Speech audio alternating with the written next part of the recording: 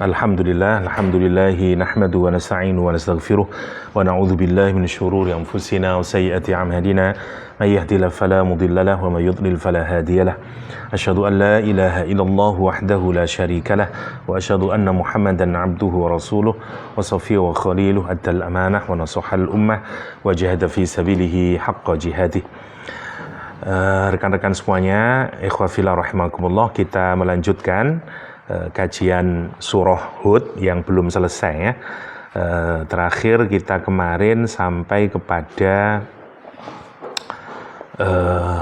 pernyataan kaumnya Nabi Saleh ya, ketika menyatakan qalu ya salihu qad kunta fina marjuwan qabla hadha atanhana an na'budu ma ya'budu aba'una wa innana lafi syakkim mimma tad'una ilaihi murib. Qalu, mereka kaum Samud berkata, ya Saleh, wahai Saleh, qad kunta, sungguh dulu engkau, fina, di dalam kami, di tengah-tengah kami, qabla marjuwan, yang kami harapkan, qabla hada, sebelum ini, maksudnya sebelum pengakuanmu menjadi nabi. Atanhana, apakah engkau hendak melarang kami an na'buda, untuk menyembah ma na'budu, sesuatu yang kama ya'budu, sesuatu yang menyembah abauna, bapak nenek moyang kami, wa innana, dan sungguh kami, lafi syakkin, sungguh berada dalam keraguan, mimma, terhadap apapun, tad'una, yang kamu mendakwahkan kepada kami, yang kamu dakwakan ilaihi, terhadap sesuatu tadi yang kamu dakwakan, muribun, kami juga amat sangat meragukan, hingga pada tingkatan kami menyangka keburukan yang kamu bawa. Mari kita lihat ayat ini. Ayat ini menarik. Jadi seperti rumus kita kemarin ya, bahwa Nabi itu biasanya memang diutus oleh Allah berasal dari lingkungannya, karena harapannya Allah itu memperkecil peluang orang untuk menolak kehadiran Rasulullah SAW, mau Nabi Muhammad atau nabi-nabi sebelumnya, karena dengan Nabi itu diutus dari kaumnya, orang itu sudah tahu sejak dari kecil perilakunya, karakternya, semuanya. Yang pasti itu sebenarnya karakter yang dimiliki oleh calon Nabi itu sebenarnya memudahkan dia untuk begitu nanti mengaku menjadi seorang Nabi, sebenarnya pasti itu layak untuk diterima. Saya akan beri contoh lah, semoga ini bukan riak ya. Saya bangun pondok di rumah, teman-teman SD, SMP saya, ya begitu lama saya tidak pernah ketemu, ya 20-25 tahun. Habis sholat Jum'ah gitu itu, kalau saya habis sholat Jum'ah didatangi teman-teman saya banyak masih.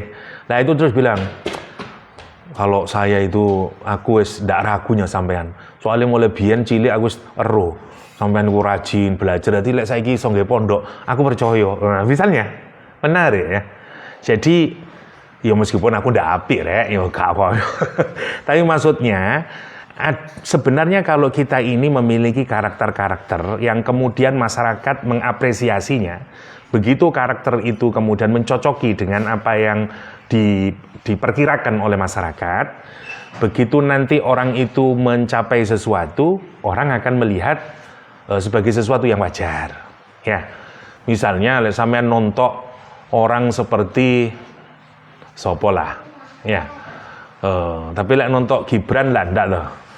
Nonton Jokowi orang tak kaget sampean. Loh, iya deh, Fakultas Kehutanan.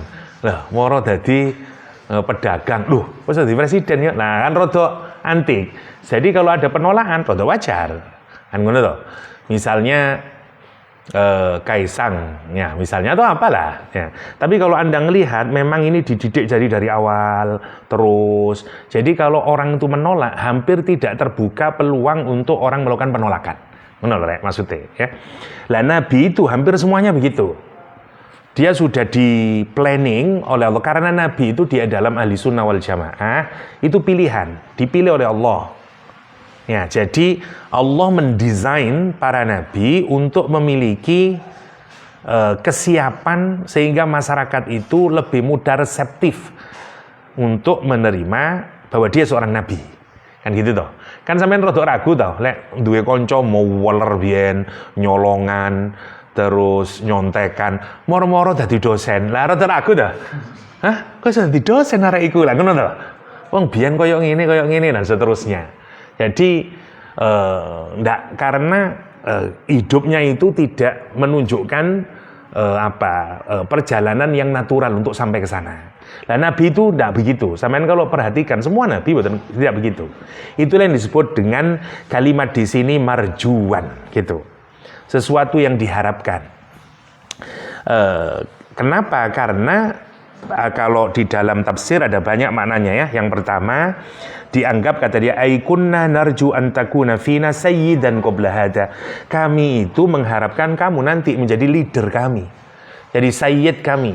Jadi orang yang punya otoritas atas kami. Itu harapan masyarakat saat itu. Ya. Nah, Quran menggunakan kalimat marjuan untuk harapan yang mungkin terjadi. Ya, karena seperti tadi itu, wah ini pasti jadi anak ini dan seterusnya. Atau ada yang menyatakan marjuan di sini adalah dulu mereka sangat percaya kepada Nabi Soleh, tapi begitu Nabi Soleh mulai mengkritik Tuhan mereka itu masih punya harapan agar Soleh merubah pendapatnya. Nah itu disebut dengan marjuan menurut pendapat yang kedua. Jadi simpelnya adalah Nabi Soleh diutus oleh Allah SWT ke kaum Tsamud, mulai terjadi kritik yang dilakukan oleh Nabi Soleh, maka kaumnya kemudian merespon balik dengan kalimat qalu ya Soleh.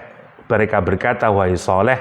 Ini satu, kalimat yang dipakai sudah tidak menunjukkan penghargaan kepada Nabi Soleh karena hanya menggunakan harfun nida ya Salihu, wahai Soleh. Artinya nggak ada hormat-hormatnya. Berbeda dengan Rasulullah SAW yang dipanggil dengan ya ayyuhar Rasul, ya dan seterusnya ya. Panggilan ya Saleh itu tidak menunjukkan politeness di dalamnya. Itu biasa saja. Itu panggilan seperti orang ke orang biasa. Karena itu di dalam Al-Quran tidak boleh kita memanggil seperti itu kepada Nabi. Ya la tajhar, ya tidak boleh kita ini kajahri ba'dikum li ba'din antahbatu a'malukum wa antum la tashurun. Kan kamu manggil Nabi sebagaimana kamu manggil sebagian kamu kepada sebagian yang lain. Tidak boleh manggil ya Muhammad, ya nanti apa kata Allah? Antahbatu a'malukum, semua pahala amal ibadahmu habis. Wa antum la tashurun, dan kamu tidak menyadari itu kalau kamu sudah kehabisan pahala dari seluruh amalnya. Kenapa? Karena tidak respect kepada Nabi Muhammad SAW. Nah, lihat ini sekarang. Jadi Quran itu mengatur sampai pada cara memanggil Nabi. Nah ini sekarang umatnya Nabi Soleh, kita sudah melihat sejak awal, tidak ada respect dia. Hilang respectnya. Kenapa? Karena dia ketika mulai melakukan kritik terhadap keyakinannya dia. Nah, makanya kemudian dia sudah tidak menunjukkan respect. Makanya hati-hati ya, karena dakwah itu memang kalau hanya amar ma'ruf biasanya masih enak. Tapi kalau sudah nahi mungkar, nah kita akan berhadapan dengan orang yang menolak. Karena itu lihat respectnya hilang. Ya Saleh, wahai Saleh, qad kunta fina marjuan. Dia sebutkan dulu kamu itu di tengah-tengah kami adalah yang kami harapkan. Tetapi sebelum kamu mendakwakan diri, setelah kamu menyatakan atanhana an na'budu, mulai dia mengkritik terhadap sesembahan. Apalagi ya, agama itu kalau dalam ilmu sosial kan bagian dari culture. Culture itu sesuatu yang mengikat kuat kepada orang. Kenapa? Karena disosialisasikan sejak lama. Dari kecil. Kita ini seperti nasi itu loh. Kita makan sejak dari lahir, wes dikai nasi. Sampai sekarang masih nasi. Sehingga sampean kalau tidak makan nasi, wah kalau mau diganti nasi, semua orang tidak bisa. Kenapa? Anda konservatif terhadap nasi. Ya dah. Meskipun waktu dulu menteri siapa itu yang menyatakan bahwa banyak toh pengganti karbohidrat ketika harga beras mahal waktu itu ya. yang sampai berapa itu 17.000, 22.000. Lah sampai anak menteri yang menyatakan, "Mbok ganti ke jagung, ke ketela, ke singkong." Nggak iso wong Indonesia. Anda habis makan singkong 2 biji ya tetap aja sudah sarapan belum, gitu. Karena singkong bukan makan nasi, konservatif sekali. Itu makanan, apalagi sesuatu yang menjadi keyakinan, jadi belief, jadi faith, itu sangat berat sekali untuk dirubah. Nah, sesuatu yang dikritik oleh Nabi Saleh ini karena bertentangan dengan ajaran agama adalah sesuatu yang sangat kuat diimani, itu namanya agama. Karena itu dia menyatakan, atanhana, apakah kamu mencegah kepada kami an na'budu ma ya'budu abauna, kau menyembah sesuatu yang nenek moyang kami ini sudah tradisi kami. Orang itu kalau sudah nyentuh tradisi susah banget, susah banget ya. Di Gasek ini mulai digeser tradisi abangan ke tradisi santri. Dulu di sini ini abangan, daerah Gasek ini, daerah merah sini ini. Ya, jadi nggak ada, ini Malang merah, nggak ada orang agamisnya di sini. Jadi sukanya bantengan, mabuk, daerah situ gini ini. Tapi begitu ada UIN, mulai dosen-dosen ke sini berubah sekarang Gasek. Ya, dulu nggak di sana, tapi tradisi itu masih ada, bantengan apa ya, memang itu juga tradisi, bukan berarti jelek ya, tetapi itu simbolisasi dari kayak klaster kaum merah kalau di Malang. Nah sekarang mulai, kalau dulu cuman kalau misalnya hari raya bukan hari bumi ya, dulu itu di sini itu cuman bantengan, ludrukan semalam suntuk, sekarang diganti. Meskipun ada ludrukan diganti yang ada apanya itu, yang ada pengajiannya, ludruk sama ngajinya di-inserting oleh orang-orang ya. Sekarang kadang ono hatamane, lah itu perubahan, pergeseran. Tapi tidak mudah dan seterusnya. Lah yang terjadi pada Nabi Saleh begitu. Karena itu kemudian dia menyatakan, kamu sekarang sudah tidak lagi menjadi marjuan. Kenapa kata dia? Wa innana lafi syakkin. Sesungguhnya kami itu lafi syakkin mimma tad'una ilaih. Kata dia, kami berada dalam syak. Syak itu begini, Syak itu kalau ditafsirkan oleh Syekh Fadil As-Samirai adalah ayyabqiyal insan ya, mutawaqqifan bainan nafyi wal isbat. Kalau orang itu tetap berada dalam posisi antara pertengahan, antara menafikan atau meneguhkan, 50-50. Itu namanya syak. Ya, dia berada di tengah-tengahnya itu. Iki iya apa ndak ya? Iya apa ndak ya? Namanya syak. Masuk ke dalam Indonesia syak wasangka, ya toh. Syak namanya. Kata dia, kami itu pertama ragu-ragu sama apa yang kamu tak rungok-rungokno ya ono benere tapi yo akeh salahe. Nah, kira-kira begitulah. Kalau dibandingkan dengan tradisinya dia. Tetapi kata dia, ini naik nanti sampai setelah jadi syak jadi raib. Lek raib itu murib itu adalah alladzi yadhunnu bisu, orang yang sudah menyangka, berasumsi buruk. Namanya baru disebut dengan murib. Jadi orang itu kalau sudah murib, dia awalnya 50, sekarang jadi jelek sudah. Jadi 70-30. Ya, Masya Allah. Itu namanya murib. Ya. Karena itu dia menunjukkan, makin hari saya melihat kritik kamu terhadap agama kami ini melahirkan peningkatan dari keraguan itu. Sampai pada tingkatan kami melihat kamu kecuali adalah keburukan saja. Itu yang disebut dengan murib di sini. Karena itu kemudian apa yang dilakukan oleh Nabi Saleh ini, Nabi itu banyak sekali melakukan model dakwah model begini itu, debat, mujadalah, tapi tetap dengan cara yang baik, tetap dengan cara yang sebagaimana Al-Quran menyatakan, wajadilhum billati hiya ahsan. Ya, bayangkan, masih ingat dulu saya pernah cerita, kalau masih ingat Uqbah bin Abi Mu'aid, ya sama. Uqbah bin Abi Mu'aid itu orang yang disebut oleh Al-Quran halim awalnya, tapi nanti menjadi orang yang paling bengis kepada Rasulullah SAW. Uqbah bin Abi Mu'aid itu teman Nabi. Kalau cangkruan, kalau bahasa sekarang hanging out, itu Uqbah bin Abi Mu'aid itu tidak menyakiti Nabi. Teman orang-orang Quraisy yang lain menyakiti, tidak Uqbah bin Abi Mu'aid. Dan yang menarik, Uqbah ini karena orang kaya, setiap dia pulang dari berdagang ke luar negeri, kalau dari Syam, pulang dari Yaman, dia membawa uang yang banyak. Dan dia kemudian biasa membuat makanan. Diundang semuanya. Orang-orang teman-temannya sekota Mekah itu diundang, termasuk Rasulullah SAW. Sampai suatu hari, dia pulang dari dagangnya itu, diundang semuanya, termasuk Nabi. Nabi masuk, semua orang silakan makan. Lah, Nabi tidak mau makan. Kata dia, saya tidak mau makan makananmu karena kamu orang kafir. Saya akan makan kalau kamu bersyahadat, kamu mengakui tidak ada Tuhan selain Allah dan Muhammad adalah utusan Allah. Di tengah orang itu semuanya. Dan itu rasanya bagi Uqbah bin Mu'aid dia bermalukan. Karena aku wong sogeh, panganku enak-enak, ada orang yang tidak menyentuh makanan saya.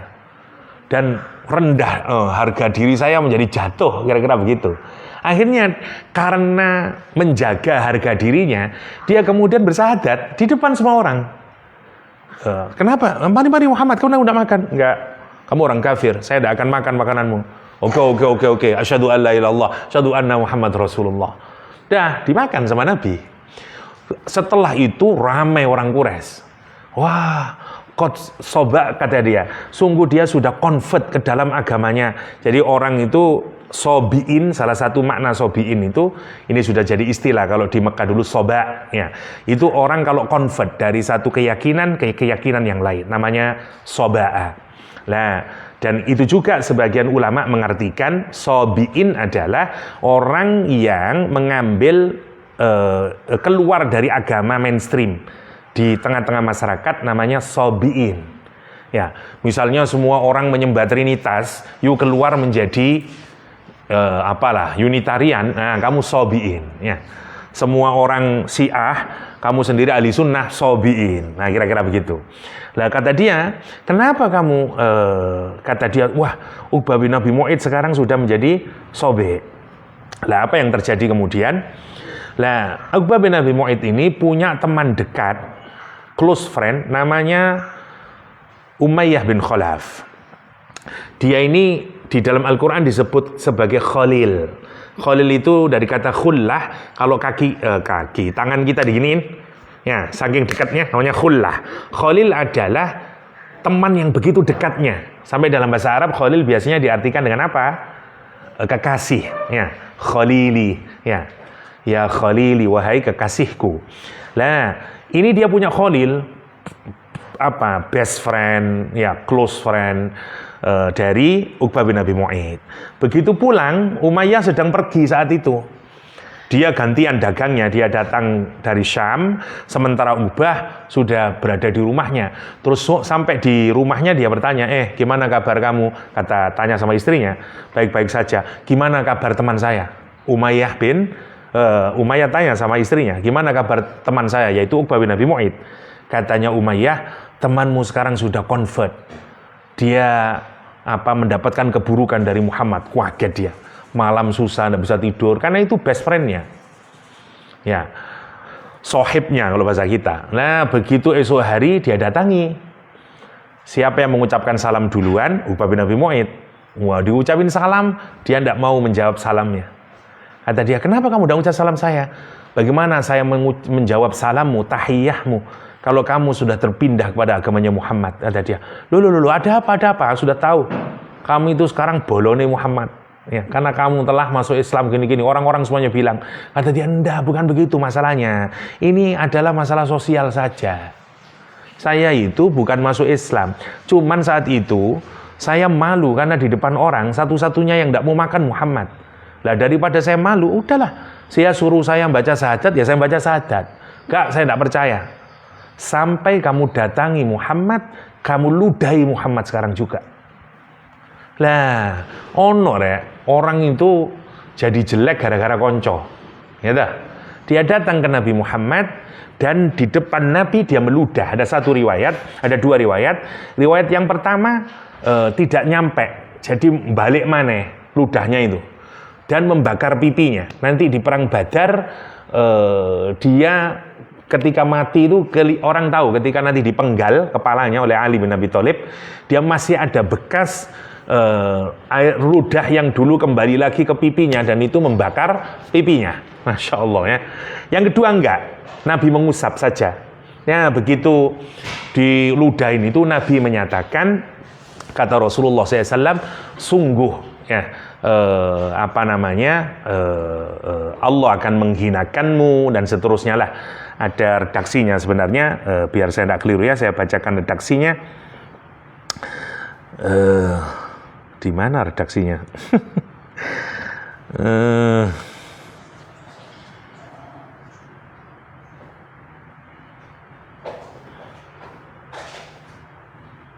Kata dia,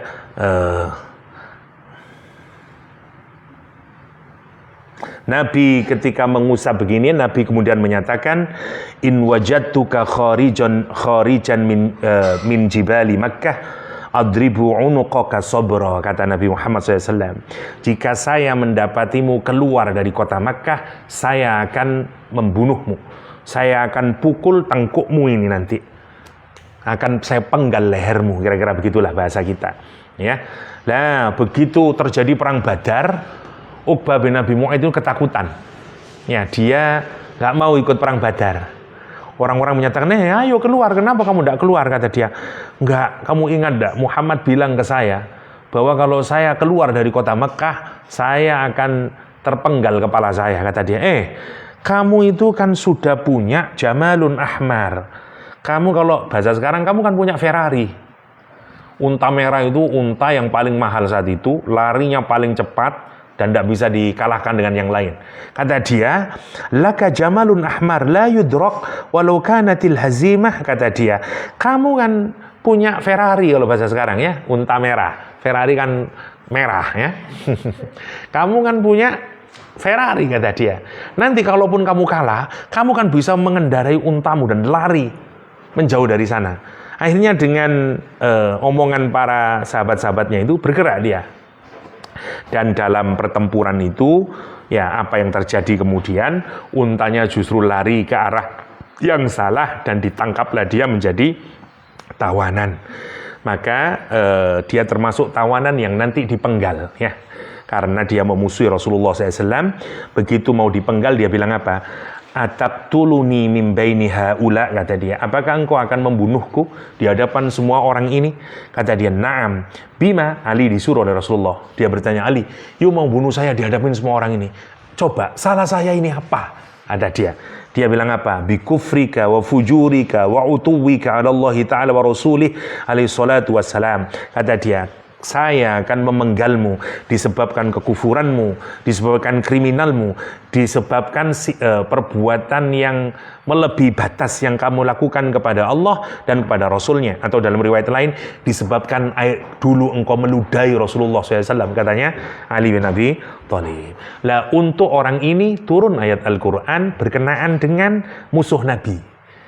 Makanya nanti di dalam Al-Quran itu ada pernyataan yang menyatakan bahwa setiap nabi itu pasti akan punya musuh.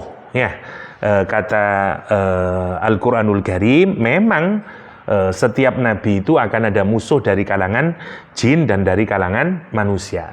Nah, salah satu musuh Nabi Muhammad ya yang nanti ngajak berdebat dan segala macam, ya ini Uqbah bin Abi Mu'aid. Termasuk Umayyah bin Khalaf juga gitu. Dia juga ketakutan dan nanti juga mati juga. Masya Allah. Ya. Nah, nanti itu yang digambarkan oleh Al-Quran bagaimana dia menyesal di hari kiamat karena Allah menyatakan wa yauma ya'addu dzalimu 'ala yadayhi. Ya, hari di mana orang menggigit 10 jarinya ini ke dalam mulutnya. Ya, sambil berkata, ya laitani ittakhadtu ma'ar rasuli sabila. Ya, dia sangat kecewa sekali. Kata dia, alangkah pinginnya saya ini Kenapa dulu saya kok tidak mengambil Nabi Muhammad sebagai way of life, sebagai sabil, sebagai jalan. Nah ini menarik. Penyesalan itu selalu datang terakhir. Ya. Padahal dia datang, kata para ulama itu, kenapa dia kok sampai mendapatkan kehinaan semacam itu? Karena dia tahu Rasulullah SAW. Dia hidup bersama Rasul, tapi dia menolaknya, justru mengambil jalan yang lain. Jalannya siapa? Jalannya best friend-nya tadi, bestie-nya tadi. Padahal dia melihat Nabi, dia pertama berkawan sama Nabi, bahkan sudah masuk Islam, ya, meskipun secara zahir. Tapi semua itu kemudian dirubah gara-gara salah milih teman. Nah sama, sekarang Nabi Saleh itu ketika dikritik oleh umatnya bahwa mereka dalam keraguan dan seterusnya, Nabi Saleh tidak berhenti ya menjelaskan posisinya dan seterusnya, sebagaimana yang dilakukan nanti oleh Nabi Muhammad SAW. Lihat jawabannya Nabi Saleh. Kita kembali ke Nabi Saleh sekarang. Qala ya qaumi, kata Nabi Saleh, wahai kaumku. Lihat kalimatnya menarik ya. Jadi kalau umatnya Nabi Saleh memanggil Nabi Saleh dengan kasar, dengan panggilan ya Saleh, Nabi Saleh membalas dengan lembut, ya qaumi, wahai kaumku. Ya, kalimat qaumi yang dinisbatkan kepada Nabi Saleh alaihissalam, posesifnya kepada Nabi Saleh itu menunjukkan kecintaan di dalamnya, ya, concern di dalamnya. Sama ya, seperti yang saya sebutkan kemarin, kalau saya memanggil mahasiswaku, itu berarti ada kecintaan di sana, ada respect di sana, ya toh. Karena kalau kita ini ada perilaku mahasiswa yang buruk, sampean tanya ke saya, "Iku mahasiswa ini sinten Ustaz?" Enggak tahu saya sinten itu lah ngoten toh. Ya toh. Lah Nabi ini sudah kayak begitu itu kaumnya, bahkan menjelekkan Nabi Saleh, tapi kalimatnya lihat, ya qaumi, wahai kaumku. Ya ini untuk nunjukin apa? Begitulah dakwah itu. Dakwah itu, karena makna dakwah awalnya itu adalah ngajak makan. Dakwah itu ngajak makan awalnya, Rek. Ya, kalau ngundang makan namanya dakwah. Dari situ diambil kata dakwah itu. Aro'aitum in kuntu ala bayinatin. Aro'aitum, katanya siapa? Nabi Saleh. Bagaimana pendapatmu? Bagaimana analisamu? Refleksimu, in kuntu ala bayinatin, jika saya berada di atas yang hak, di atas penjelasan yang clear, ya, mir rabbi, dari Rabbku. Jika saya ini berada dalam kebenaran yang datang dari Allah Subhanahu wa taala. Kata Syekh Fadil, ini menarik karena Nabi Lut itu, Nabi Saleh itu melawan masyarakatnya dengan dua metode dakwah, ya. Yang pertama disebut dengan amrun aqliyun mantiqiyun, ya, dengan cara rasional logis. Yang pertama. Yang kedua, wa amrun qaimun 'alal hujjah al mulazzamah. Yang kedua dengan sesuatu dengan mukjizat, gampangannya. Dengan sesuatu yang nanti bisa dijadikan hujjah bahwa dia adalah nabi. Ya, jadi ada dua sekarang pakai rasio, yang kedua baru pakai mukjizat. Jadi Nabi itu memang diutus, kalau kita lihat di dalam Al-Quran, cara menarik orang ke dalam agama itu, di dalam agama ini memang menggunakan cara-cara rasional. Ya, nyentuh pakai rasional, nyentuh pakai logika, nyentuh pakai hati. Kalau sudah tidak bisa itu semuanya, baru pakai mukjizat. Ya, yang membungkam semua kepongahan mereka, penolakan mereka karena sudah di luar kekuatan manusia. Itu namanya amrun qaimun 'alal hujjah itu. Jadi cara yang kedua itu juga dilakukan oleh Nabi Saleh. Makanya kita ini harus begitu. Ya, jadi kita ini kalau mau nasihatin orang, pertama ya ala bayyinatin mir rabbi. Nah, biasanya para ulama mengartikan bayyinah itu urusannya memang dengan logika, dengan rasio. Karena Anda itu menyatakan sesuatu itu bayyin, itu kalau menurut otak kita menjadi jelas. Ya, tidak ruwet, kelihatan clear, namanya bayyin, namanya bayyinah. Nah, Apa yang disebutkan oleh Nabi Saleh di sini adalah bahwa dia memiliki ajaran yang benar yang datang dari Allah SWT, logis dan seterusnya, itu yang disampaikan. Ya, bahwa ajaran-ajarannya itu tidak perlu dijelaskan di sini ya. Tapi untuk menunjukkan saja metode kalau kita berdakwah itu, satu, pakai logika, rasional dan logis yang pertama. Kalau itu sudah mentok, sudah dikasih tahu logikanya, rasionalitas ajarannya dan seterusnya, yang sebenarnya masuk di akal, ya. Tapi kok tetap aja menolak, baru step berikutnya mukjizat diberikan oleh Allah SWT. Ya, jadi kita ini harus ngelangkah dulu pakai yang amrun akliyun mantiqiyun, harus gitu dulu yang harus dibangun itu kalau dakwah itu.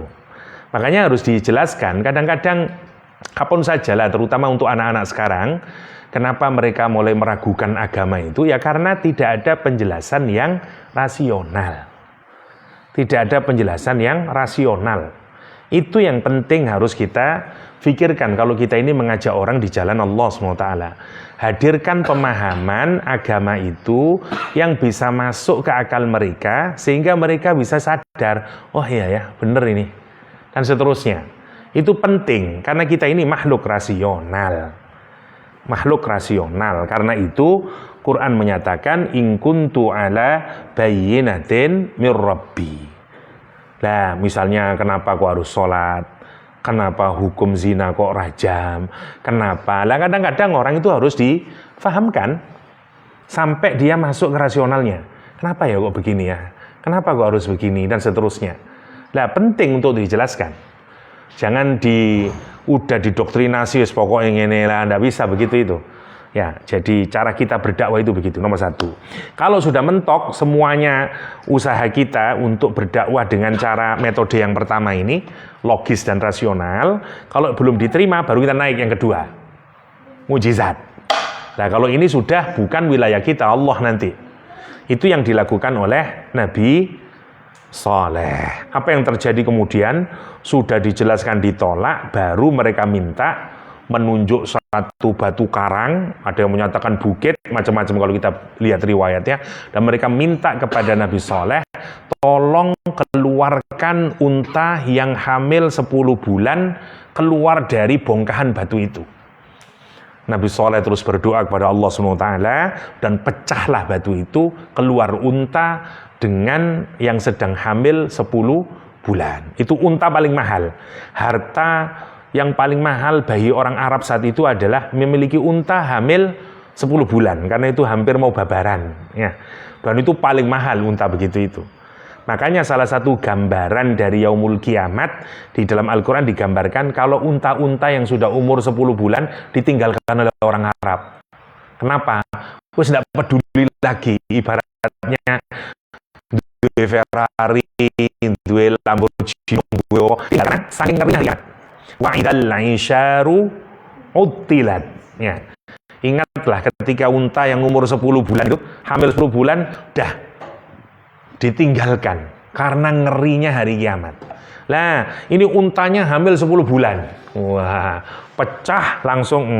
Nah, sekarang lah rumusnya ini, Rek. Kalau Nabi sudah dakwah, dan dakwah Nabi itu biasanya dua, ya. Kalau kita lihat Quran namanya al-balagh sama al-mubin. Wa ma arsalnaka illal balaghul mubin, ya. Wa ma alaina illal balaghul mubin. Jadi surat Yasin, ya. Jadi nabi itu, semuanya nabi itu dakwahnya dua. Satu balagh, dua mubin. Balagh itu sampai, ya. Maksudnya ucapan kita itu sampai ke hatinya orang tersebut. Namanya balagh. Yang kedua mubin, ucapan dakwah itu masuk ke dalam otaknya. Jadi dakwah itu menyentuh dua sisi dari kesadaran manusia. Yang pertama adalah rasionya, yang kedua adalah hatinya. Dan itu diungkapkan dalam kalimat wa ma alaina illal balaghul mubin.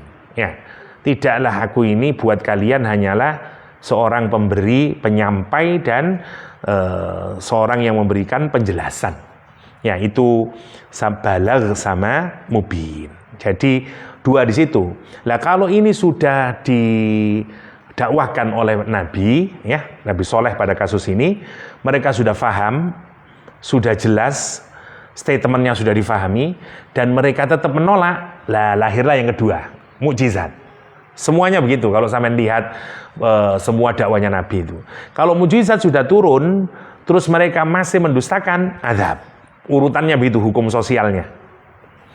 Allah itu tidak akan pernah menghancurkan satu kaum sebelum diutus Nabi, ngasih peringatan, terus sudah difahami tapi ditolak, muncul mukjizat. Mukjizat ditolak, azab. Nah, sekarang kata dia, "Faman yansuruni minallah in asaituhu fama tazidunani ghaira tahsir," kata dia. "Faman yansuruni," siapa yang akan menolong aku? Minallah, dari siksaan azabnya Allah Subhanahu wa taala. In asaituhu, kalau aku memaksiati Allah Subhanahu wa taala. Fama tazidunani, maka tidaklah menambahkan kepadaku ya ghaira tahsir, kecuali kerugian yang paling rugi, atau kerugian demi kerugian demi kerugian. Saya lihatkan dulu gini. Jadi kalau sudah jelas dakwahnya itu logis, rasional, terus datang sudah wahyu, terus ditolak, maka turun apa? Azab. Lah kalau turun azab, terus siapa yang menolong saya dari siksaan Allah SWT? Padahal sudah jelas sekarang. Ya, al-haq penjelasan rasional sudah, dakwah sudah jelas. Maka kalau kamu masih sudah dijelas kayak begini nih, penjelasan sudah, wahyu sudah, tapi kamu terus bermaksiat kepada Allah, maka tidak akan ada yang bisa memproteksi kamu. Dan yang kamu dapatkan hanyalah kamu menambah penderitaan demi penderitaan. Kamu akan menambah kerugian demi kerugian. Yang menarik di dalam Al-Quran, kalau saya perhatikan, biasanya Quran tidak menggunakan kata taksir, tapi menggunakan kata khasara, kebanyakan itu. Misalnya kalau saya perhatikan di dalam banyak ayat, misalnya ya, wala yazidul zalimina illa khasara wala yazidul kafirina illa kufruhum illa khasara wattaba'u ma lam yazidhu maluhu wa waladuhu illa khasara. Semuanya pakai khasara, ya. Di ayat ini enggak ghaira taksir. Kenapa?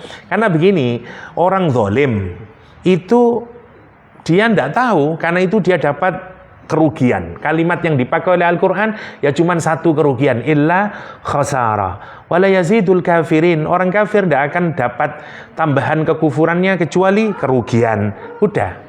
Kenapa kau mengikuti orang yang tidak akan menambahkan hartamu, menambahkan anak-anakmu, kecuali hanyalah kerugian? Kenapa? Karena dia tidak tahu.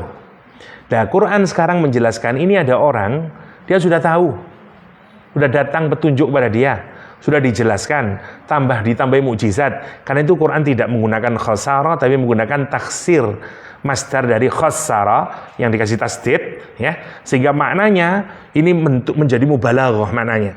Jadi kerugian puncak, demi kerugian lagi, kira-kira begitu. Sampai kalimatnya menggunakan ghaira tahsir. Ini yang menakutkan, ya, karena orang sudah terbuka mestinya akalnya, terbuka mestinya hatinya, tapi dia menolak kebenaran. Karena itu tidak bertambah kecuali apa? Ghaira tahsir. Wa ya qaumi, singkatnya sekarang di-clearkan cerita tentang sapinya ini, ya, untanya. Wa ya qaumi, wahai kaumku, hadhihi naqatullah, inilah unta betinanya Allah Subhanahu wa taala. Disandarkan kepada Allah untanya ya karena memang dia menjadi mukjizatnya Nabi Saleh yang muncul dari belahan atau pecahan batu itu. Naqatullahi lakum, dia untanya Allah buat kalian. Ayatan sebagai tanda kekuasaan Allah SWT. Fadharuha ta'kul fi ardillah wala tamassuha bisu'in fayakhudakum adzabun qarib. Fadharuha, maka biarkan unta tersebut ta'kul, makan, fi ardillah, di tanahnya Allah SWT, wala tamassuha, dan jangan kamu menyentuhnya, bisu'in, dengan keburukan. Jangan sentuh dengan keburukan. Ya, Quran tidak menyatakan jangan bunuh. Ini untuk apa? Apalagi kamu bunuh. Menyentuh keburukan saja jangan lakukan. Ya, itu dealnya begitu. Fayakhudakum, kalau kamu melakukan itu, maka kamu akan diambil, ya. Dengan apa? Kamu akan disiksa, kamu akan mendapatkan adzabun qarib, siksa yang sangat dekat. Karena begitu kamu lakukan itu, siksanya pasti akan langsung. Itu sudah ancamannya sekarang. Ya, menarik. Apa yang terjadi? Saya cepatkan. Begitu dilakukan, ternyata singkat ceritanya itu, mereka itu disuruh mengatur aturan. Karena di situ ada sumur, jadi ada bagiannya unta itu harus dibiarkan makan, terus dalam satu hari dia akan minum terus, menghabiskan satu isi sumur itu. Karena unta kan kalau minum nggak tahu berapa liter di tubuhnya nih. Unta itu menarik ya, ada banyak keajaiban dari unta itu. Karena itu kita ini salah satu cara untuk meningkatkan iman, nonton unta juga. Ya. Afala yanzuruna ilal ibili kaifa khuliqat. Masya Allah. Ada jenis buah, ada jenis tanaman yang hanya bisa dimakan oleh unta. Makhluk yang lain tidak bisa. Namanya dhari'. Ya, ada pohon yang banyak duri-durinya, sehingga hewan apapun tidak bisa mengambil daunnya atau apalagi satu-satunya yang bisa ya cuma unta. Nah, Quran itu menyatakan orang kalau masuk neraka jenis makanannya itu adalah illa min dhari'. Dia ada makanan kecuali dhari', kata Al-Quran. Nah, orang Quraisy itu waktu diancam dengan ayat itu bilang gini, tidak apa-apalah meskipun dhari', toh unta saja bisa makan kok. Ya, kita nanti begitu, makanya langsung dikritik oleh Al-Quran, la yusminu wa la yughni min ju'.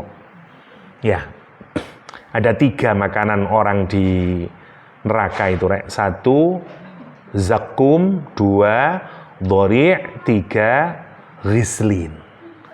Ya, 1 zakum, buah yang kata Nabi seperti kepala setan, ya. Koyo MU, ya, lah kira-kira gitu. Manchester United, ya. Lah itu yang menarik, itu sebenarnya ya bukan makanan, karena kalau kita makan rusak semua isi perut kita. Yang kedua adalah rislin. Rislin itu kalau sekarang kayak shake, ya, di mix semuanya. Banyak flavornya, ya, mix together di situ. Tapi satu dari nanah, darah, keringatnya semua orang yang ada di neraka, ya, semuanya ngumpul jadi satu, dan itulah jus yang nanti dihidangkan. Namanya rislin, ya. Dan yang ketiga dhari', ya, semuanya hukuman semuanya. Sampai kita ini kalau renungin ya, Al-Quran itu menggambarkan ngeri sekali. Kata Allah, tusqa min ainin aniyah. Sampai gambarannya kalau kata tafsir, kenapa digunakan bentuk pasif ya, tusqa? Karena itu sebenarnya mereka benar-benar kehausan, tapi mereka tidak mau ngelihat yang akan diminumkan adalah ainin, air, mata air, aniyah, yang panas menggelegak. Jadi kalau kita ini didikan air, begitu dia sudah syadidatul har, sangat panasnya, dan dia menggelegak, sudah tertinggi, lah namanya aniyah. Dari kata al-an itu, al-an, nah aniyah. Saya bayangannya tusqa, dibikin pasif kenapa? Seperti, sampean ingat ada orang jamoni kuda, ya, itu mulutnya dipegang ini, dibuka, terus dimasukin kayak bambu itu, ya, terus baru dikasih kayak gitu. Jadi manusia di neraka itu nanti dibuka mulutnya dan pouring, ditumpahkan kemudian ainin aniyah, ya, saking panasnya itu, masya Allah. dan itu menakutkan. Nah, apa yang terjadi kemudian? Sapi betina ini aturannya adalah dia harus dibiarkan makan, dan dia dalam 1 minggu itu dia akan minum sekali, sisanya baru penduduk boleh ngambil air di sumur tersebut. Dan dengan dia minum banyak makan itu, nanti air susunya boleh dikonsumsi, dan air susu unta itu dibagikan untuk seluruh kampung. Lah, setan mulai masuk. Sifatnya manusia itu greedy, gitu, tomak, tidak pernah puas. Lah, mulai dia masuk, nah kepingin ini kan, lagi kepingin air dan seterusnya. Akhirnya cara yang dipakai adalah perempuan. Ya, datang ibunya seorang perempuan mendatangi Kidar bin Salif, orang yang paling buruk di masyarakat kaum Samud. Kata dia, "You kalau mau ngambilkan air untuk kita, dan bahkan kalau you berani membunuh unta itu, ini anak saya, silakan nikahin." Wah, Kidar bin Salif, wah ini kesempatan emas, ya, jomblo untuk, ya. Jadi seneng deh nih. Wah, dia membawa teman-temannya juga dihargai yang sama. You kalau nanti berani, oke lah, kita serahkan gadis kita untuk kamu. Terkumpul 9 orang. Mulai dia ngambil air, sampai pertama ngambil air saja. Kok enggak ada apa-apa ya. Maksiat kok aman-aman ya. Tambah lagi, besok ngambil air lagi. Dan ini semakin kuat, sampai dia menunjukkan, gina ini daripada begini kita bunuh aja lah. Kok pusing amat, ngitung hari untuk kita, hari untuk ini, udahlah. Makanya 9 orang ini kemudian melakukan tindakan pembunuhan itu. Yang menarik, Quran menyatakan di surat Hud 65 ini tidak membunuh, fa'aqaruha. Aqara itu sebenarnya kalau kita lihat aqar itu apa? Qad'u adwin. Kalau kita memotong sebagian saja, kayak slicing, kayak mutilating, ya. Jadi kayak kita motong tangannya, motong kakinya, motong telinganya, itu namanya fa'aqaruha. Ya, makanya orang mandul itu bahasa Arabnya juga akir. Karena berasumsikan ada bagian dari rahim yang mungkin kepotong. Karena itu disebut dengan akir. Karena dia tidak bisa hamil. Ada akim, ada akir. Ya. Makanya para ulama menyatakan kalau akir itu bisa yang akim atau yang akir yang masih memungkinkan untuk bisa hamil. Saya lupa. Pokoknya ada 2 itu. Akim sama akir. Dan dua-duanya dipakai oleh Al-Quran. Nah, di sini tidak, kalimatnya bukan gini. Misalnya fanaharuha, ya, atau fadzabahuha. Kalimatnya fa'aqaruha. Kenapa? Nah, Quran kok tidak menggunakan zabah atau nahar? Kalau zabah itu menyembelih di ujung sini, di ujung apa jenenge ini? Leher, ya. Di pangkal leher. Pangkal itu sini ya. Di pangkal leher sini namanya zabah. Kalau nahar itu di bawah, yang di dekat dada. Apa ini gini? Ini pangkal itu mana ya? Pangkal sini atau sini? Ya ini pangkal, ini ujungnya. Kalau zabah itu di ujung leher, itu namanya zabah. Kalau nahar itu nyembelih di pangkal leher. Boleh dengan sembelihan atau dengan tusukan yang di sini. Gini. Jadi orang kalau nyembelih unta itu nahar istilahnya, yaitu dengan cara sembelih sebelah sini atau ditusuk sininya. Serat nanti darahnya mengucur ini dan seterusnya. Kalau maka sunnahnya nyembelih kambing, sapi, zabah. Nyembelih unta boleh dengan nahar sama zabah, tapi lebih banyak nahar kalau unta ya. Tapi kalau ayam, sapi itu sini, jadi sebelah sininya. Semen nanti nonton orang nyembelih ayam, ya, yang bawahnya aja yang enggak, ya. Cedek dodo mentok, enggak ada, yang sini, ya. Namanya nakhla. Kalimat yang dipakai di sini bukan menggambarkan pembunuhan. Ya, kenapa? Padahal nanti ujungnya dibunuh. Kenapa Quran kok menggambarkan fa'aqaruha? Karena Quran tadi menyatakan biarkan dia fadharuha ta'kul fi ardillah wala tamassuha bisu'in, kata dia. Jangan kamu sentuh.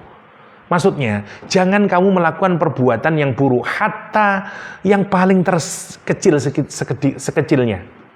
Hatta sekecilnya aja jangan, karena kamu akan dapat azab. Nah, dia ini memulai apa? Awalnya tidak berani bunuh, awalnya mutilasi. Wah, Qidar bin Salif yang diperkirakan pertama kali yang memotong kakinya ini.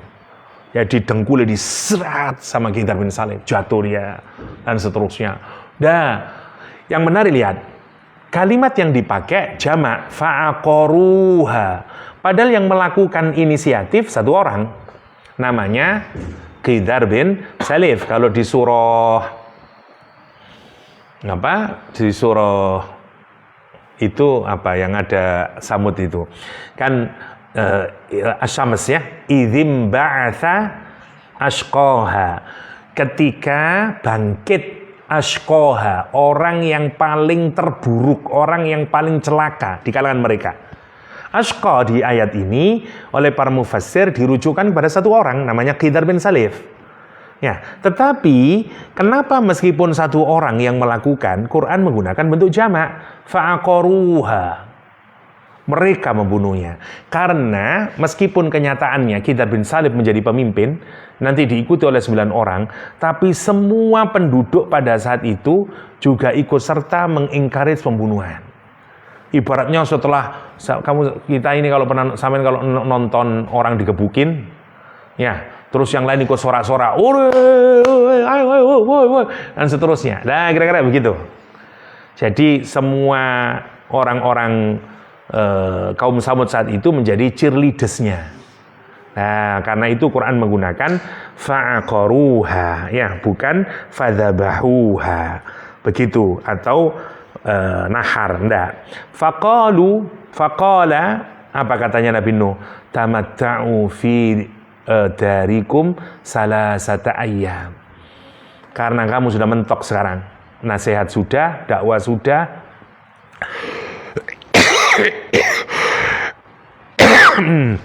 mukjizat juga sudah, tapi kamu justru melanggar aturan, udah tidak ada lagi. Karena kalau mukjizat sudah datang, sudah tidak ada, wis entek. Itu sudah tahapan untuk kebaikan, untuk sudah tidak ada lagi. Maka apa katanya Nabi Saleh? Tamatta'u, enjoy, bersenang-senanglah. Ya kata dia, fi darikum, di rumah-rumah kamu, salasata ayyam. Kamu cuma punya waktu 3 hari. Enjoy your life. Ya, habis 3 hari ini, kamu akan dapat sifir punishment dzalika wa'dun ghairu makdzub. Ya, itulah janji, ya, janji azabnya Allah, ghairu makdzub, yang tidak mungkin didustakan. Pasti terjadi ini. Apa yang terjadi di sini tidak dijelasin. Itu menarik, mereka ini hari Rabu, ya, Kamis, Jumat, Sabtu, nanti Ahad baru mereka dihancurkan. Rabu mereka menyembelih, Kamis itu hari pertama, Jumat hari kedua, Sabtu hari ketiga. Itu waktu hari pertama wajah mereka menjadi memutih, ya. Wah, putih, terus lu enggak apa-apa, aman-aman, 1 hari aman-aman. Wah, dibohongi sama Soleh ini. Hari kedua menguning wajah mereka. Ya, menguning, apa memutih itu enggak, menguning dulu, terus memerah, ya, muhmarrah, terus memerah semuanya. Habis memerah, hari ketiga menghitam wajah mereka. Hari ketiga ini Sabtu. Mereka, asar, aduh, dono, asar, dono. Maghrib kan berarti selesai toh. Lah begitu maghrib dia bilang, dia merasa sudah aman. Karena sampai hari ketiga itu, kata dia sudah selesai nih, udah aman. Ngece-ngece Nabi Shu'aib sekarang. Kalau sampean baca riwayat, mereka pakai kain kafan semuanya. Pakai kain kafan, terus diwedai, pocongan kabeh. Soalnya kate mati, bayangin. Itu yang dilakukan kaum Samud. Lah dua bleki lah. Lek awakmu dadi nabi mbok apakno ngono. Coba bayangno. Masyaallah. Nggih. Itu yang dilakukan dia. Jadi setelah 3 hari baru kemudian Allah menyelamatkan, dan setelah itu baru turunlah siksaannya Allah Subhanahu wa ta'ala. Itu yang disebut Al-Quran sebagai salasata ayyam. Dzalika wa'dun ghairu makdzub. karena pasti terjadinya. Falamma jaa amruna, maka ketika datang ketentuan kami, ya, azab kami. Karena itu lihat, Al-Quran menggunakan kata jaa untuk kedatangan sesuatu yang sangat penting dan berat ini, yaitu azabnya Allah. Najaina salihan walladzina amanu ma'ah. Allah menyelamatkan Nabi Saleh, ya, dan orang-orang yang beriman yang bersama Nabi Saleh bi rahmatin minna, sebab rahmatnya Allah Subhanahu wa taala, wa min khizyi yauma idzin, dan dari kehinaan pada hari itu. Inna rabbaka huwal qawiyyul aziz, sesungguhnya Rabbmu itu al-qawi, maha kuat, al-aziz, maha mengalahkan. Dan ini harus, tidak boleh dibalik ya. Kenapa orang bisa mengalahkan? Kenapa bisa mengalahkan? Karena dia yang paling kuat. Bukan azizul qawi, qawiyul aziz, karena urutannya begitu. Karena Allah itu powerful, mighty, maka kemudian dia aziz, dia tidak bisa dikalahkan. Ya, aziz itu al-ghalabah, dia nggak bisa, dia menang terus, dia tidak bisa dikalahkan. Ya, itu namanya al-aziz. Jadi Allah menyelamatkan. Sekarang ada yang menarik juga di dalam Al-Quran. Biasanya yang banyak di dalam Al-Quran itu kalimatnya begini: wa anjainal ladzina amanu wa kanu yattaqun, wa najainal ladzina amanu wa kanu yattaqun. Misalnya, tidak ada yang dikatakan bi rahmatin minna. Rata-rata Allah menyelamatkan orang beriman itu karena mereka bertakwa. Karena mereka bertakwa. Di ayat ini tidak. Al-Quran menyatakan wa najaina salihan walladzina amanu ma'ahu bi rahmatin minna, bukan wa kanu yattaqun. Biasanya Allah menyelamatkan orang beriman karena takwa. Di ayat ini tidak. Kata para ulama, kenapa di ayat ini kok tidak dikasih kalimat wa kanu yattaqun? Karena sebenarnya mereka itu belum sampai level takwa, tapi tetap diselamatkan oleh Allah. Kenapa? Karena barokahnya punya iman dan membersamai orang yang benar, orang yang muttaqin, yaitu Nabi Saleh. Jadi kalau kita ini masih belum bisa muttaqin, agar bisa terhindar dari azab, bertemanlah dengan orang yang saleh.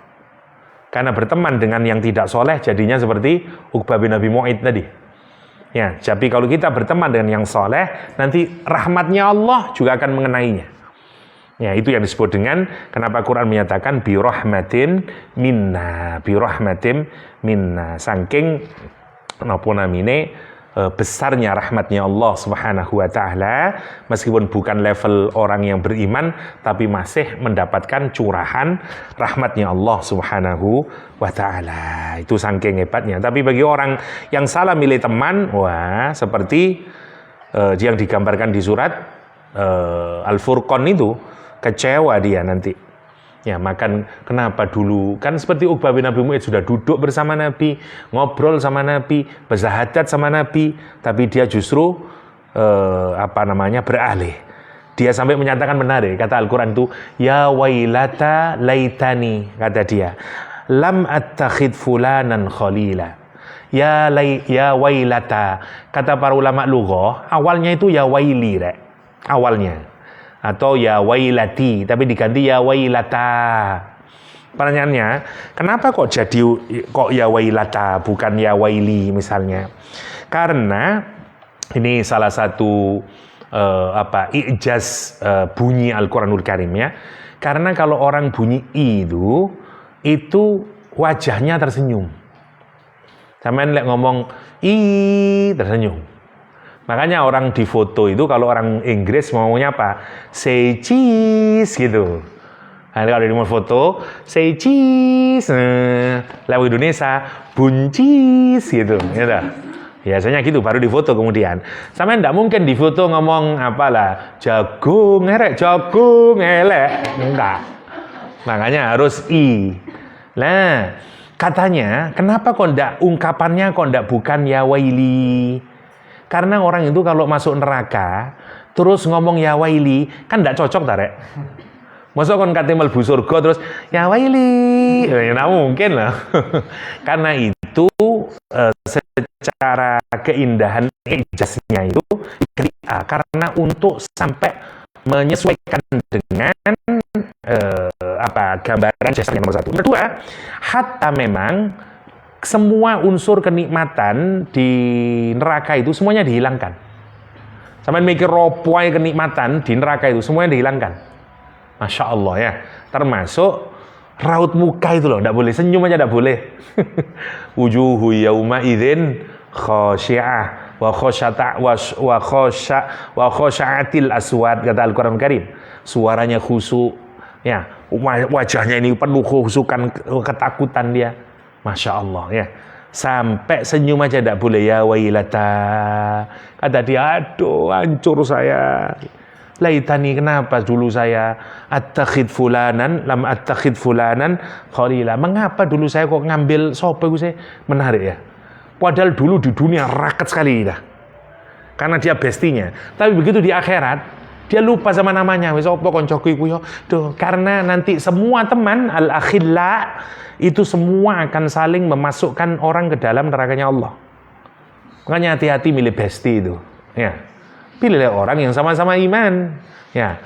Sama saya diajak main Ustadz sama besti, makanya mboten sakit ngaji le nanti yo ini lam attakhid nanti ya wailata gitu ya. Itu yang penting ya wailata, kata Al-Qur'anul Karim ya. Makanya kata dia apa? Laqad adallani 'anidz dzikri ba'da idz ja'ani. Karena sungguh temanku itu menyesatkan aku setelah peringatan Allah datang kepadaku. Ya. Apa? Setelah datang ketemu Nabi Muhammad dan seterusnya, dari berubah uban-ubin. Wa kana syaitanu lil insani khadhula.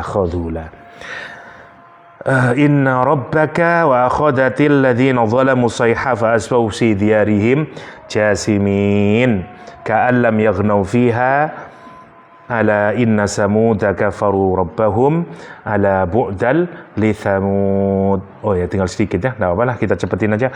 Wa akhadhal ladzina zalamu dan ya tadi setelah mereka melakukan perbuatan maksiatnya ini, apa yang terjadi? Sekarang ada soihah, ya, suara malaikat Jibril oleh Allah SWT disuruh mengeluarkan suaranya, dan suara itulah yang menghempaskan dan menghancurkan semua kaum Samud. Ya, jadi satu kali anda wah mati kabeh. Ya, namanya soihah, soihatan wahidah. Cuman sekali saja sudah modar semuanya. Ya, ini mungkin sampean lek nonton film Kungfu Hustle, nah rada kirep ngono iku. Sing wong wedok gawe apa sing bone roaring tiger itu. Wah, ngene lah. Nah, kira-kira koyo ngono malaikat Jibril itu. Tapi yo ndak kayak begitulah. Tapi Masya Allah ya, itu yang digambarkan oleh Al-Quran. Jadi suara yang keras, bahkan di ayat yang lain ada api dari atas. Jadi suaranya itu melahirkan petir dan seterusnya, dan itu mengambil semua orang-orang yang dolim. Fasbahu fi diyarihim jasimin. Maka kamu melihat semua orang-orang yang dolim di rumah-rumahnya jasimin, bergelimpangan semuanya, mati semuanya ya, nggak ada yang hidup. Sebenarnya jasimin itu tertelungkup, dadanya dengan dadanya melengkungkan betis seperti kelinci itu loh. Gini itu namanya jasimin. Maknanya itu, gambarannya begitu. Semuanya mati sampai ngene wae wis modar kabeh. Ya. Masya Allah, itu gambaran di dalam Al-Quran Karim. Ka'allam yaghnau fiha ala bu'dan li Thamud. Ya, udah hancur total dan hancurlah kaum Samud. Ya, sudah maghrib ya. Saya sebenarnya kepingin sudah sampai Nabi Lut saya nyiapin, tapi belum selesai. Insya Allah kita lanjutkan minggu depan, kita bahas Nabi Ibrahim sama Nabi Lut. Nanti di Nabi Lut saya jelaskan history of sexuality-nya Michel Foucault untuk melihat gimana orang-orang LGBT itu punya cara berpikir, biar nanti kita juga bisa melihat, oh begitu toh kenapa kok sekarang ini LGBT menjadi marak dan seterusnya, karena ada teorinya juga, dan ada pendukungnya juga, dan seterusnya. Insyaallah minggu depan kita bahas itu. Demikian, hadanallahu wa ajma'in, sallallahu ala nabiyina Muhammadin wa alihi wasallam, wa akhiru da'wana alhamdulillahirabbil alamin, subhanakallahumma wa bihamdik, asyhadu an la ilaha illa anta astaghfiruka wa atubu ilaik. Assalamualaikum.